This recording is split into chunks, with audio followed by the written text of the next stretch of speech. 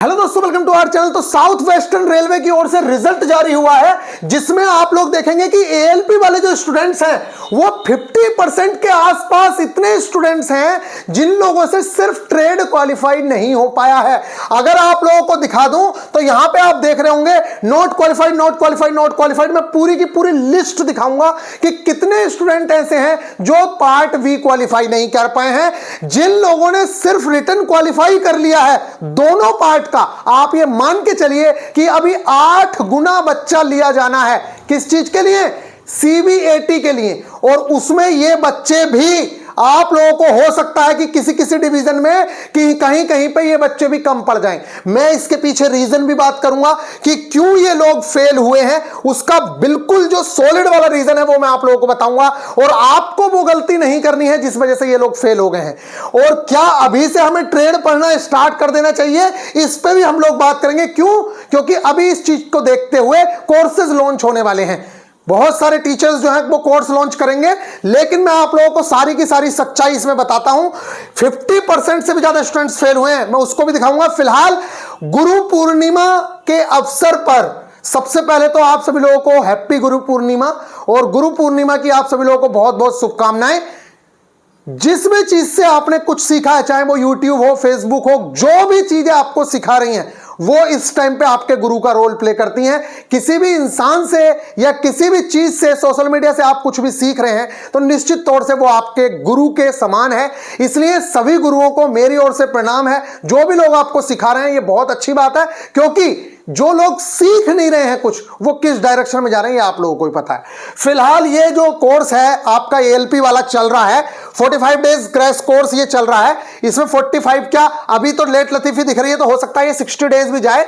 तो ये जो 299 फीस है, सिर्फ आज के लिए इस फीस को, हो सकता है कि कल भी कर दें, लेकिन आज के लिए इस फीस को 251 किया जा रहा है। ओनली 251 रुपए में आप लोगों को इतना सारा कंटेंट, इतनी सारी टेस्ट सीरीज मिल रही है। और मैं आप लोगों को बता दूं, बहुत ही बेहतरीन कंटेंट के साथ आप लोग अपनी तैयारी को कर सकते हैं। वैसे तो आप थोड़ा सा लेट हैं, लेकिन अगर आप कंप्लीट करना चाहेंगे तो कर सकते हैं, क्योंकि जैसे इस हफ्ते हमने रिवीजन कराया तो जो लड़के पीछे छूटे हुए थे वो हमारे साथ आ गए। ठीक इसी तरीके से आप लोग भी आ सकते हो। बाकी चीजें बाद में बात करेंगे। फिलहाल लेके चलते हैं आपको रिजल्ट्स की ओर कि कितना बुरा रिजल्ट यहां पे देखने को मिला है, और फिर मैं आप लोगों को पेपर भी दिखाऊंगा कि पेपर कैसा आया है। ये आप सबसे पहले देख लीजिए। ये रिजल्ट है साउथ वेस्टर्न रेलवे 20/7/2024। ये आप देखिए, आपको नॉट क्वालिफाइड वाले स्टूडेंट दिखेंगे। पार्ट देखिए, ये पार्ट ए का रिजल्ट है। इसमें तो लगभग सब क्वालिफाई हो रहे हैं। क्वालिफाई क्वालिफाई क्वालिफाई क्वालिफाई, ठीक है। मैक्सिमम लड़के पार्ट ए में क्वालिफाई हैं। लेकिन अगर मैं यहां बात करूं, यह है आप लोगों का पार्ट बी। एक मिनट देख लीजिए, result of part B qualifying test. तो आप देखिए स्टार्टिंग में ही not qualified, not qualified, not qualified, absent, not qualified, not qualified, not qualified, not qualified, not qualified, not qualified, ये 3 क्वालिफाइड। इसके बाद ये not qualified, qualified, not qualified. अगर आप इस लिस्ट को देखें तो मैं आप लोगों को दिखा देता हूं कि कितने लोग यहां पे फेल हैं और कितने लोग पास हैं। ये आप देखते रहिए list. Qualified and not qualified की लिस्ट जो है ये वाली चल रही है, जो पार्ट वी की है। ये देखते रहिए, और इधर यस नो देखते रहिए। पूरी तरीके से जो लोग यहां पे फेल हो गए उनको कहीं भी नहीं लिया जाएगा, यानी कि अब उन्हें आगे कंसीडर नहीं किया जाएगा। ये लिस्ट आप ध्यान से देखिए, कितने लड़के जो हैं वो नॉट क्वालिफाइड हुए हैं। आई होप कि आप लोगों को ये दिख रहा होगा बहुत ही अच्छे से। इसके पीछे मैं रीजन की अब बात करता हूं कि ये क्यों फेल हुए हैं। बहुत ही अच्छे से आप लोग ये चीज देख लीजिए। मैं पेपर भी दिखा देता हूं कि पेपर कैसे आ रहे थे, कितने हल्के पेपर आए हैं, क्या डिफिकल्ट पेपर आए हैं जिसकी वजह से ये लोग फेल हो गए हैं। ये सारी की सारी बातें मैं आपको करूंगा। तो ये पूरा रिजल्ट है।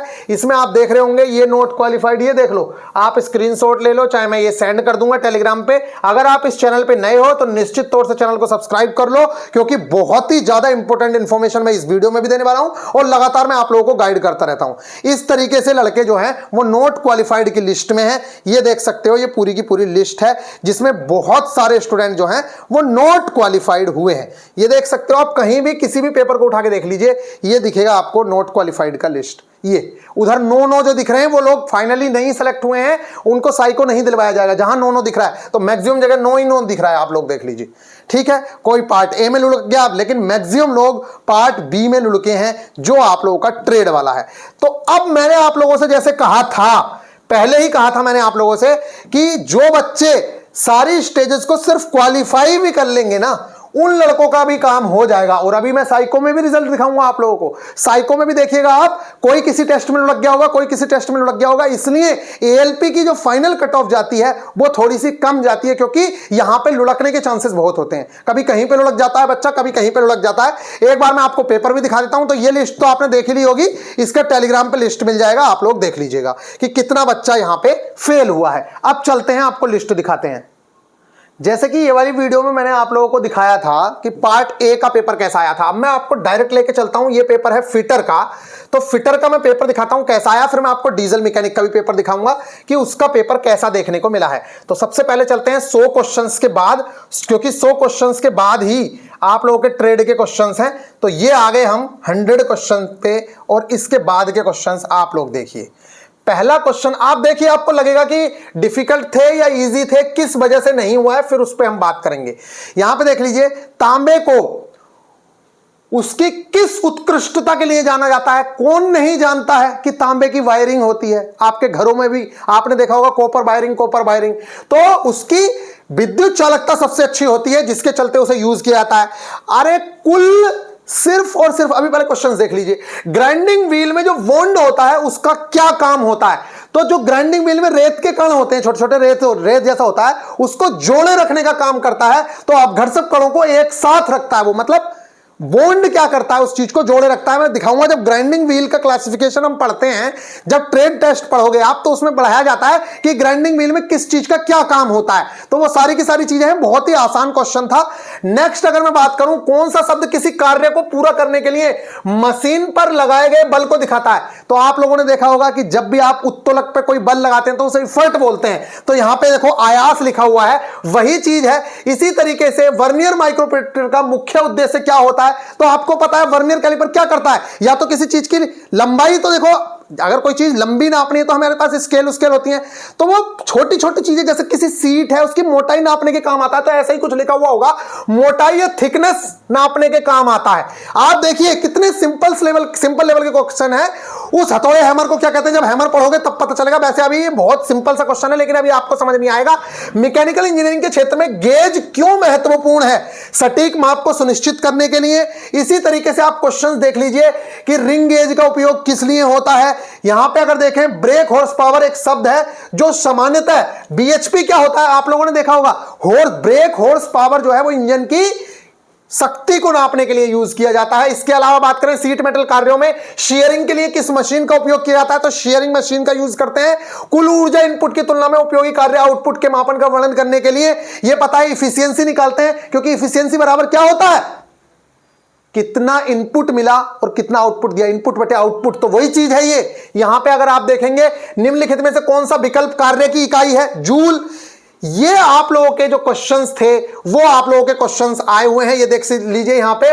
निम्नलिखित में से कौन सा गुण धातुओं में मैकेनिकल गुणों से संबंधित नहीं है? तो ये सारे के सारे गुण आप लोगों को पता है। चालकता जो गुण है वो धातुओं का मैकेनिकल गुण नहीं है, वो इलेक्ट्रिकल गुण है। जो आप लोगों को पता है वो इलेक्ट्रिसिटी से रिलेटेड है, लेकिन ये जो गुण है डक्टिलिटी है या इलेक्ट्रिसिटी है, ये सारे मैकेनिकल गुण है। इसी तरीके से आगे आप बढ़ेंगे, जिंक किस प्रक्रिया के लिए आवश्यक तत्व है? तो गैल्वेनाइजेशन आप लोगों ने पढ़ाई है 10th के अंदर। तो इस तरीके के क्वेश्चंस होते हैं, बहुत ही ज्यादा इजी। अगर आप यहां देखते रहेंगे, ये किस प्रकार की सरल मशीन को एक सिलेंडर के चारों ओर लिपटे हुए, ये देखिए बहुत ही ज्यादा सिंपल क्वेश्चंस यहां पे आए हुए हैं। अगर मैं इन क्वेश्चंस को अभी कराने लगा जाऊंगा तो बहुत ज्यादा टाइम लग जाएगा। आप देख लीजिए, ये देखिए 90 डिग्री के रेडियन में कितना वैल्यू होगा? तो पाई 180 होता तो पाई/2 होगा आंसर। ठीक इसी तरीके से गति और वेग के बीच मौलिक अंतर क्या है, तो गति और वेग, वेग सदिश राशि है, ये अदिश राशि है। ठीक इसी तरीके से विद्युत संयोजन के लिए सामान्यतः सोल्डरिंग, तो सोल्डरिंग में क्या होता है आप लोगों को पता है, आयरन की सोल्डरिंग से रिलेटेड क्वेश्चन है। अपनी उच्च सामर्थ्य और स्थायित्व के कारण ये अगर क्वेश्चंस आप लोग देखेंगे तो आपको लगेगा कि क्वेश्चन बहुत ज्यादा इजी नहीं थे। अब अगर बात करें, ये उत्तोलक से क्वेश्चन आ गया है, नीचे अगर विद्युत आग को बुझाने के लिए किस प्रकार का अग्निशामक यंत्र का, फिर बीएचपी आ गया, उसका पूर्ण रूप ही पूछ लिया, अभी बताया था ब्रेक हॉर्स पावर, तो वही चीज यहां पे आई होगी, देखो ब्रेक हॉर्स पावर। नेक्स्ट अगर मैं बात करूं किस प्रकार के मेंटेनेंस के लिए मशीनों का निरीक्षण, ये देखिए क्वेश्चन किस प्रकार के नट को, ऐसे ऐसे क्वेश्चंस आते हैं। धातु की पतली चादरों को एक किनारे से दूसरे किनारे पर मोड़कर जोड़ने की प्रक्रिया को क्या कहते हैं, ये देख लीजिए आप। कौन सा गुण किसी पदार्थ के विकृत होने के बाद अपने मूल आकार में वापस लौटाता है, तो इलास्टिसिटी होता है। ये सारे के सारे क्वेश्चंस आप लोगों के आए हुए हैं जो बहुत ही अच्छे। ग्राइंडिंग व्हील से फिर से क्वेश्चन, ग्राइंडिंग व्हील का ग्रेड क्या दर्शाता है, तो पहिए की हार्डनेस को दर्शाता है वो, ठीक है। अब ये आप पढ़ेंगे तब आपको पता चलेगा। अब बात करते हैं कि भैया ये अभी देखो एक बार क्वेश्चन पे आप नजर मान लो कैसे क्वेश्चंस थे, जल्दी जल्दी देख लो कैसे कैसे क्वेश्चंस हैं। दक्षता वेग अनुपात से रिलेटेड क्वेश्चन है, ऑक्सीजन एसिटिलीन से है, सोल्डरिंग से है, ऑक्सीजन एसिटिलीन प्रक्रिया से। मेरे पास टाइम नहीं है, नहीं तो मैं तो बहुत लंबा करवा देता इस चीज को। किसी मशीन की मैकेनिकल एफिशिएंसी वेलोसिटी रेशियो पूछा है, तो वेलोसिटी रेशियो किसको नहीं पता है, वेलोसिटी रेशियो बहुत ही आसान होता है। समुद्र तल पर एटीएम दाब पूछा है, एक एटीएम होता है। इसके अलावा उत्तोलक में आयास और आलंब के बीच की दूरी को किस रूप में जाना जाता है, बताइए। ये तो पता ही होगा, जब आप उत्तोलक पढ़ते हैं तो ये क्वेश्चंस तो आप करते हैं, ये तो basic science and engineering drawing के में भी है। इसी तरीके से खतरे के संकेतों को सामान्यतः लाल रंग से बनाया जाता है, यही लिखा हुआ है। गैसोलीन गैस ज्वलनशील, बहुत ही सिंपल लेवल के क्वेश्चंस ये हैं। अब उसके बाद अगर मैं बात करूं तो आप पूछेंगे कि भैया फिर ऐसा क्यों हुआ, ये लोग क्यों फेल हो गए। अभी मैं आप लोगों को डीजल मैकेनिक का भी पेपर दिखाऊंगा, उसके अंदर भी, डीजल मैकेनिक के अंदर भी सेम टू सेम पेपर है, कुछ क्वेश्चंस को छोड़ के।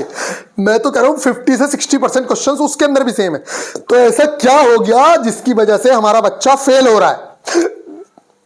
फेल होने का सबसे बड़ा कारण यह है कि बच्चों को यह लग रहा है, बच्चों ने क्या है कि ये वाली चीजें पढ़ी नहीं, और उन लोगों के, जिस लोगों की ये नियत होती है कि सारे क्वेश्चंस कर देता हूं, ये भी लगा देता हूं, ये भी लगा देता हूं। 1/3 की निगेटिव मार्किंग थी, होती ही है रेलवे के अंदर।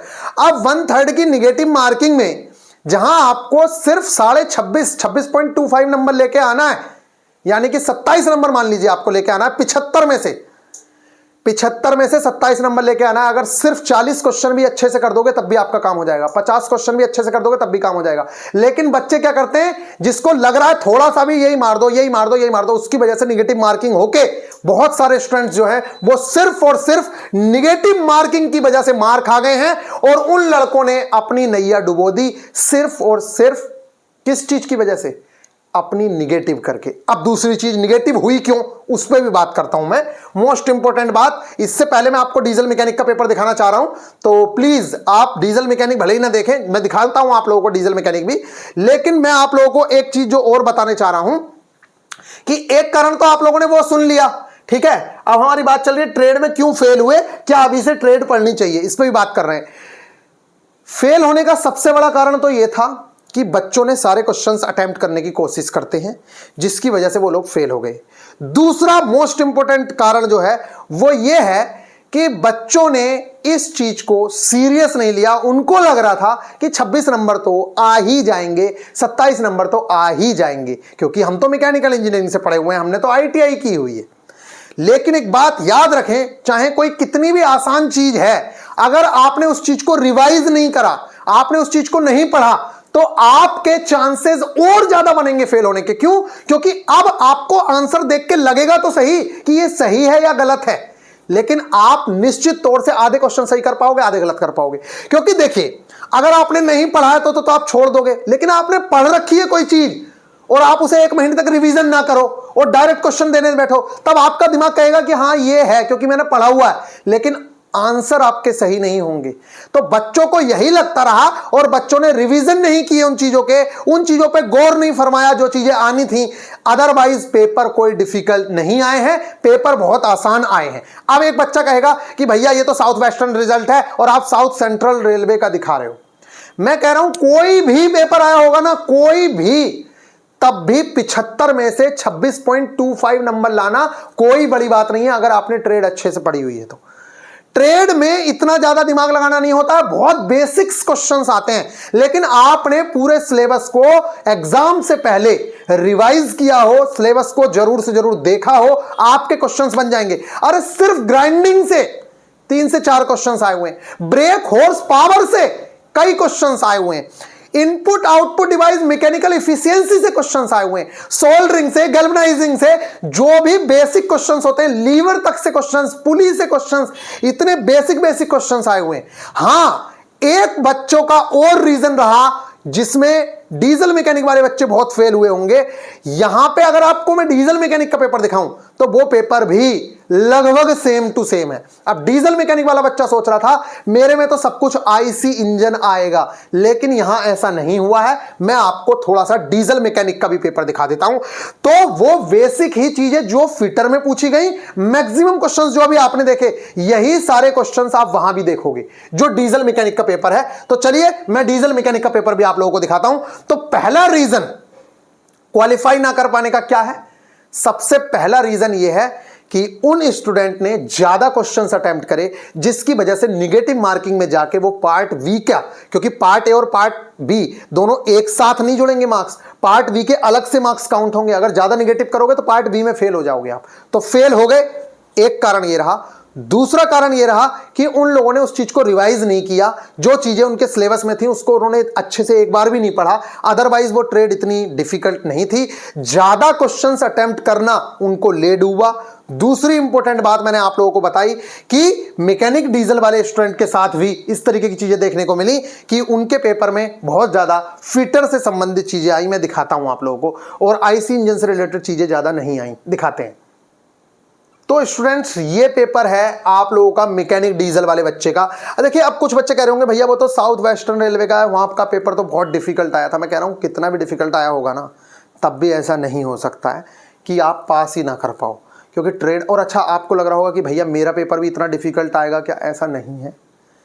यहाँ पे तो उधर उधर हो भी सकता है कुछ कि भैया यहाँ के क्वेश्चन इधर डाल दिए, लेकिन आप लोगों का, क्योंकि यहाँ तो बहुत कम लोगों का एग्जाम होता है, एक जोनल लेवल पे एग्जाम होता है, आपका पूरा ऑल ओवर इंडिया लेवल पे होता है, तो सिलेबस को पूरी तरीके से जांचा परखा जाता है। आपके साथ गड़बड़ नहीं हो सकती, क्योंकि आपके साथ गड़बड़ होती है तो फिर बहुत ही ज़्यादा हल्ला हो जाता है। एक बार क्वेश्चंस में दिखाता हूँ यहाँ पे भी किस टाइप के क्वेश्चंस देखने को मिले हैं। तो डायरेक्ट चलते हैं हम 100 की तरफ, और 100 से आगे के क्वेश्चंस देखेंगे, क्योंकि 100 क्वेश्चंस तो नॉन टेक के ही आते हैं, यानी कि जो आपका नॉन टेक्निकल वाला पार्ट है। अब उससे आगे के क्वेश्चंस आप देखिए। पहला क्वेश्चन देखिए, Which unit is typically used for linear measurement in the English system? English system में FPS सिस्टम यूज होता है। तो किस चीज के लिए पूछा है? लीनियर मेजरमेंट के लिए। तो फीट, FPS आप लोगों ने पढ़ा होगा, जब भी FPS पद्धति पढ़ते हैं तो वो वहीं के लिए यूज होती है, तो फीट यूज होगा। Which part of the tap plays a crucial role in cutting thread in material? तो कटिंग थ्रेड, जब थ्रेड काटते हैं तो उसके लिए फ्लूट का यूज होता है। ड्रिल के अंदर जो फ्लूट होती है वो यूज होती है। अगर आप लोगों ने थोड़ी भी इंजीनियरिंग पढ़ा होगा तो आपको पता होगा। Which type of maintenance aims to prevent equipment failure by regularly inspection? तो ये प्रिवेंटिव मेंटेनेंस होती है, इसका काम होता है, ये प्रिवेंटिव मेंटेनेंस रेलवे में यूज होती है कि किसी भी चीज को फेल होने से पहले ही उसका मेंटेनेंस लगातार होता रहता है। ठीक है। Specific gravity is the ratio of density. ये स्पेसिफिक ग्रेविटी का फॉर्मूला पूछा है। आप लोगों को पता है किसी भी चीज की डेंसिटी को अगर वाटर से हम लोग भाग कर देते हैं तो वो स्पेसिफिक ग्रेविटी बन जाती है। Copper is known for its excellent, ये देखो वही क्वेश्चन है, इलेक्ट्रिकल कंडक्टिविटी के लिए जाना जाता है कॉपर, वही वाला क्वेश्चन है पीछे वाला ही। What is the purpose of mechanical fasteners? ये मैकेनिकल फास्टनर का क्या यूज होता है, ये लिखा हुआ है। What color are danger sign? ये वही आ गया कि कौन सा कलर खतरे का निशान है, तो लाल कलर। देखो वही क्वेश्चन है, लेकिन ये डीजल मैकेनिक का पेपर है और वो पेपर फिटर का था। What is the fundamental difference between speed and velocity? वेग और गति में क्या संबंध, क्या डिफरेंस है, तो वो आप लोगों को पता है, एक स्केलर एक वेक्टर है। यही चीजें पूछी हुई थी वहां भी। What is the hard solder commonly known as brazing? यही क्वेश्चन आए हुए थे या नहीं आए हुए थे, ये बताइए आप। Mechanical advantage of lever if the effort arm is longer than? ये सारे के सारे questions same to same questions देखने को मिले हैं। एक बार आप नजर मार लीजिए, मैं दिखा देता हूं। देखिए ब्रेक हॉर्स पावर वाला भी क्वेश्चन यही है। What does the term BHP refers to? BHP का मतलब ब्रेक हॉर्स पावर। वही क्वेश्चन है या नहीं है? What does the grade of a grinding wheel, grade क्या दिखाती है? तो ग्रेड आपको पता है, मैंने हार्डनेस के लिए बताया था। जब मैं आपको पढ़ाऊंगा तब आपको पता चल जाएगा। अगर आप इस चैनल पे नए हो, बार बार कह रहा हूं, आप एक बार इस चैनल को सब्सक्राइब करिए, निश्चित तौर से आपको बहुत ज्यादा बेनिफिट मिलेंगे। मैं खुद ALP क्वालिफाइड हूं 86 मार्क्स के साथ, और साथ ही साथ ALP क्वालिफाइड नहीं, ज्वाइनिंग लेटर भी पड़ा हुआ है। मैं आपको दिखाऊं तो ये देखिए ज्वाइनिंग लेटर्स पड़े हुए हैं, एक दो नहीं, ये देखिए अभी यहां पे दिख रहे होंगे ये ज्वाइनिंग लेटर्स, ठीक है। तो इन ज्वाइनिंग लेटर्स से भी आपको विश्वास हो सकता है कि आप चैनल को सब्सक्राइब करिए, निश्चित तौर से आपको बहुत बेनिफिट देखने को मिलेंगे, क्योंकि मैं ग्रुप डी के बारे में, ALP के बारे में, टेक्नीशियन के बारे में बहुत अच्छे से आप लोगों को गाइड कर सकता हूं। जिंक गैल्वेनाइजिंग वाला क्वेश्चन आ गया, ठीक इसी तरीके से लगातार क्वेश्चंस आए हुए थे, और इन क्वेश्चंस में 50 से 70% क्वेश्चंस तक सेम टू सेम आए हुए हैं। इसलिए आप लोगों को अब और ज्यादा सतर्क रहना होगा, क्योंकि हमें इन एग्जाम से सीखना होता है कि क्या आ रहा है क्या नहीं आ रहा है। आई होप कि आप लोगों को ये बात समझ आई है। तो मेरे अकॉर्डिंग इस पेपर को अगर आप कहोगे तो मैं एनालाइज भी करवा दूंगा बेहतरीन तरीके से, लेकिन फिलहाल मेरा आप लोगों से ये कहना है कि अगर आप नए स्टूडेंट हैं और ALP की तैयारी कर रहे हैं, तो आपके मन में ये जो डाउट उठ रहा है कि भैया क्या मुझे अभी से ट्रेड पढ़ लेनी चाहिए, देखिए कहने का मतलब तो सबका यही होगा कि भैया पढ़ लेनी चाहिए, लेकिन एक बात बताइए, अगर आपका प्री ही नहीं निकला, आप क्या करेंगे ट्रेड पढ़ के?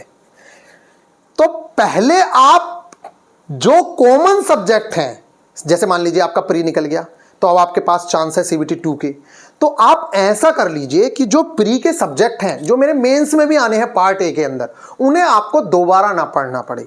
यानी कि उन्हें आप इतना बेहतर कर लो कि उस टाइम पे जब आप प्री का पेपर देके आ जाओ, उसके बाद से आपको अपने अंदर इतना कॉन्फिडेंस हो कि मेरा प्री निकल रहा है, 100% निकल रहा है, इसलिए अब मैं मेंस की तैयारी करूंगा डायरेक्टली, मुझे अब कुछ करने की जरूरत नहीं है, अब मैं मेंस की तैयारी करूंगा। पहली चीज तो ये। तो आपके जो कॉमन सब्जेक्ट हैं, मैथ्स, रीजनिंग, साइंस, उनको इतना अच्छा कर लो कि दोबारा से वहां पे जाके दोबारा ना पढ़ने पड़े ये आपको मैथ्स और रीजनिंग। उस समय पे आप इंजीनियरिंग ड्राइंग का पार्ट जो बचा हुआ है फिजिक्स से अलग, वो वाला पार्ट कवर करें, और साथ में आप लोग अपनी ट्रेड पर ध्यान दें। तो आप लोगों का इससे बेस्ट प्लानिंग कुछ नहीं हो सकती है। अगर आपने इस समय पे ट्रेड पढ़ना शुरू किया और आपका प्री ही नहीं निकला, सारी ट्रेड धरी की धरी रह गई। इसलिए मैं तो ये कहता हूं कि अभी आप ऐसी तैयारी करो कि आपका जो CBT 1 का पूरा सिलेबस है वो बहुत अच्छे से कवर हो जाए, साथ में CBT 2 का पार्ट A कवर हो जाए, और जैसे ही पेपर देके आओगे लग जाना, 15 से 20 दिन भी अगर दिल लगा के मेहनत कर ली तो ट्रेड आप क्वालिफाई कर रहे हो। मैं कह रहा हूं इस चीज को, क्योंकि हमें पता है कहां से चीजें आती हैं, क्या आती हैं। ये क्वेश्चंस आज भी मैं पढ़ रहा हूं तो मेरे को आज भी आंसर आ रहे हैं, क्योंकि हम लोगों ने वो चीजें पढ़ी हुई हैं जो इंपॉर्टेंट हैं।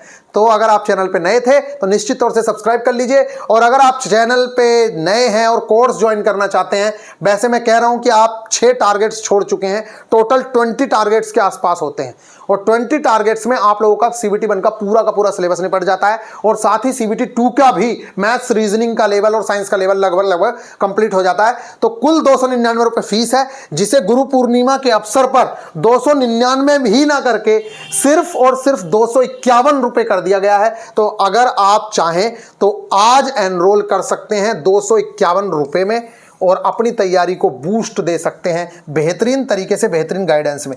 यहां पे रह के आपको यह समझ आएगा हमारे साथ जुड़ के कि टेस्ट किस तरीके से लगाना होता है। सारे के सारे टेस्ट सीरीज का एक्सेस मिल जाएगा आपको, ओल्ड टेस्ट सीरीज, NCERT की फुल टेस्ट भी लगा सकते हो आप, अपने आप को बूस्ट कर सकते हो, सिलेबस की इन डेप्थ समझ हो जाएगी, यानी कि सिलेक्शन के लिए जिन चीजों की जरूरत होती है वो सारी चीजें आपको मिल जाएंगी। तो मेरा मानना यह है कि अगर आप नए स्टूडेंट हैं और आपको कोई गाइड नहीं कर पा रहा है कि क्या इंपॉर्टेंट है क्या नहीं है, तो वो सारी की सारी चीजें हम लोग गाइड करते हैं। तो आई होप कि आप लोगों को ये बात समझ आई होगी। तो अगर कोर्स में एनरोल करना चाहते हो तो कोर्स में एनरोल कर सकते हो। ये कोर्स लेने के फायदे हैं कि आप इधर उधर भटकने से बच जाते हो, क्या पढ़ना है, किससे पढ़ना है, कितना पढ़ना है, वो सब पता चल जाता है, और एक ही जगह पे सारा कंटेंट मिलता है, आपको इधर उधर भटकने की जरूरत नहीं पड़ती है। लेकिन रिक्वेस्ट यही है कि VIP गुरुजी ऑफिशियल एप्लीकेशन डाउनलोड करने के बाद उस कोर्स के अंदर आपका टेलीग्राम ग्रुप है, उसको ज्वाइन जरूर कर लेना, और उसके अंदर जितने गाइडेंस सेशंस हैं सारी वीडियोस देखना कंपलसरी है। बहुत ही बेहतरीन तरीके से आप लोगों के मार्क्स में इंप्रूवमेंट दिखेगा अगर आपने शिद्दत के साथ तैयारी की तो। मिलेंगे नेक्स्ट वीडियो में, ख्याल रखिएगा। 251 रुपए की कोई औकात नहीं होती है, एक पैंट भी, एक शर्ट भी नहीं मिलती 251 रुपए की जिसमें आप सिलेक्शन तक पहुंचने की उम्मीदें रख सकते हो, क्योंकि सीबीटी 1 अगर क्लियर हो गया तो निश्चित तौर से सीबीटी 2 के लिए आप तैयार रहेंगे। मिलेंगे नेक्स्ट वीडियो में, ख्याल रखिएगा। Take care. फिलहाल मिलते हैं नेक्स्ट वीडियो में।